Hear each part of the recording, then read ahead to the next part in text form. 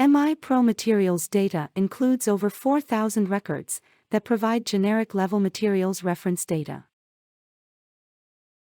Additional reference datasets are also available within MI Pro, including MMPDS alloys, providing around 2,500 records of statistically derived design data for aerospace alloys, in various forms and thicknesses.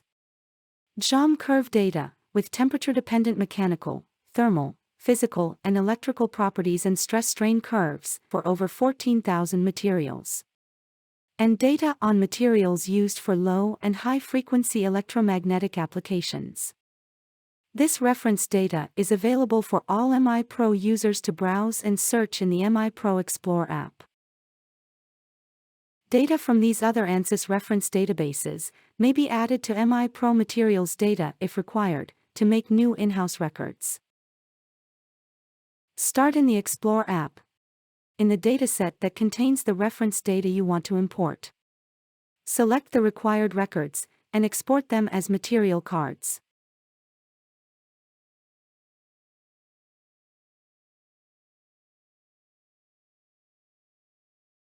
Import the material card files into MI Pro Materials data, using the Import app. Browse to locate the file you exported, or drag the file into the panel, then click Import. You can see how many new records were created by the import operation, in the Import Job Summary. After importing the new data, return to the Explore app and perform a hard refresh to reload all of the data. You can now review the new in-house materials, which contain key properties from the original records.